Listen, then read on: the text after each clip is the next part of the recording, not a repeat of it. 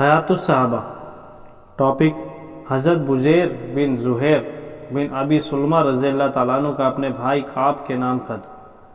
حضرت عبد الرحمن بن کعب فرماتے ہیں کہ حضرت کعب بن زہیر رضی اللہ تعالیٰ عنہ حضرت بزیر بن زہیر رضی اللہ تعالیٰ عنہ دونوں سفر میں روانہ ہوئے۔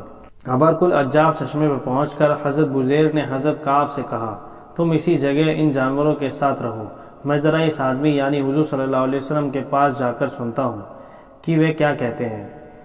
تو حضرت کعب وہیں ٹھہرے رہے۔ حضرت بزیر حضور صلی اللہ علیہ وسلم کی خدمت میں حاضر ہو گئے۔ آپ نے ان کے سامنے اسلام کو پیش کیا اور وہ مسلمان ہو گئے۔ جب یہ خبر کعب کو پہنچی تو انہوں نے مخالفت میں یہ اشعار کہے: خبردار اے میرے دونوں ساتھیوں، میری طرف سے بزیر کو یہ پیغام پہنچا دو کہ تیرے غیر کا ناس ہو، اس نے تجھے کس راستے پر ڈال دیا۔ غیر سے حضرت ابوبکر مراد ہے۔ ایسے اخلاق پر تمہیں ڈال دیا ہے جن پر نہ تمہارے ماں باپ اور نہ تمہارے بھائی۔ ابوبکر نے تمہیں یہ خراب پیالہ پلایا ہے، اس غلام نے تمہیں بار بار پلا کر سیراب کیا ہے۔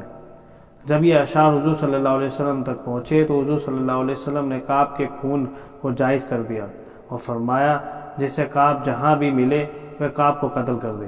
حضرت بزیر نے یہ بات خط میں اپنے بھائی کو لکھی کہ حضور صلی اللہ علیہ وسلم نے اس کا خون معاف کر دیا ہے۔ اس میں یہ بھی لکھا کہ تم اپنی جان بچاؤ، میری خیال یہ ہے کہ تم بچ نہیں سکتے۔ اس کے بعد ان کو یہ لکھا کہ آپ کو معلوم ہونا چاہیے کہ جو بھی حضور صلی اللہ علیہ وسلم کی خدمت میں آ کر کلمہ شہادت اشہد ان لا الہ الا اللہ و اشہد ان محمد عبدہ ورسولہ پڑھ لیتا ہے، حضور صلی اللہ علیہ وسلم اس کے کلمہ شہادت کو ضرور قبول کر لیتے ہیں، یعنی اسے مسلمان مان لیتے ہیں۔ لہٰذا جو ہی تمہیں میرا یہ خط ملے مسلمان ہو کر آ جاؤ۔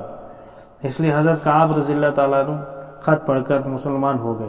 پھر دوسرا قصیدہ حضور صلی اللہ علیہ وسلم کی تعریف میں کہا، پھر مدینہ آئے۔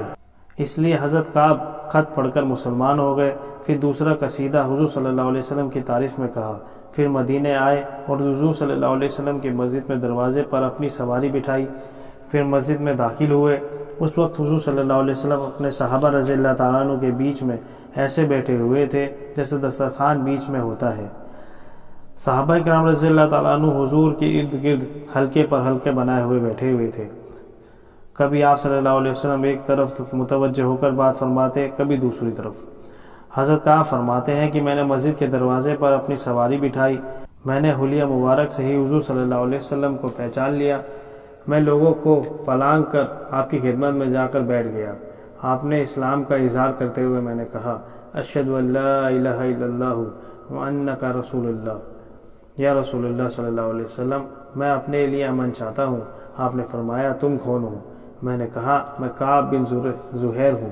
آپ نے فرمایا، تم ہی نے تو وہ اشعار کہے تھے۔ پھر حضرت ابوبکر رضی اللہ تعالیٰ عنہ کی طرف متوجہ ہو کر فرمایا، ہے ابوبکر، اس نے کیسے کہا تھا؟ تو حضرت ابوبکر نے یہ اشعار پڑھا، ابوبکر نے تمہیں یہ خراب پیالہ پلایا ہے اور اس غلام نے تمہیں بار بار پلا کر سیراب کیا ہے۔ میں نے کہا، اے اللہ کے رسول صلی اللہ علیہ وسلم، یہ شعر ایسے میں نے نہیں کہا۔ آپ نے فرمایا، تم نے کیسے کہا تھا؟ میں نے کہا، میں نے تو یہ کہا تھا، لفظوں میں تھوڑی سی فیر بدل کر کے تعریف کا شعر بنا دیا۔ ابوبکر نے تمہیں ایک لبریز پیالہ پلایا ہے اور اس معتبر شخص نے تمہیں بار بار پلا کر سیراب کیا ہے۔ حضور صلی اللہ علیہ وسلم نے فرمایا، اللہ کی قسم، ابوبکر واقعی معتبر آدمی ہے۔ پھر کعب نے اپنا قصیدہ آخر تک سنایا۔ آگے پورا قصیدہ ہے۔ حضرت موسیٰ بن عقبہ کہتے ہیں کہ حضرت کعب بن زہیر نے مدینہ میں مسجد نبوی کے اندر حضور صلی اللہ علیہ وسلم کو اپنا قصیدہ بانت سواد پڑھ کر سنایا۔ جب وہ اپنے اس شعر پر پہنچے، بے شک رسول اللہ صلی اللہ علیہ وسلم ایک ایسی تلوار ہیں جس سے ہدایت کی روشنی حاصل کی جاتی ہے، اور آپ صلی اللہ علیہ وسلم اللہ تعالیٰ کی تلواروں میں سے وہ تلوار ہیں جو خوب کاٹنے والی اور سوتی ہوئی ہے۔ قریش کے چند نوجوان مسلمان ہو گئے تھے، ان میں یہ رسول اللہ صلی اللہ علیہ وسلم بیٹھے ہوئے تھے۔ تو ان میں سے مکہ میں ایک نوجوان نے کہا تھا، اے کافرو، سامنے سے ہٹ جاؤ۔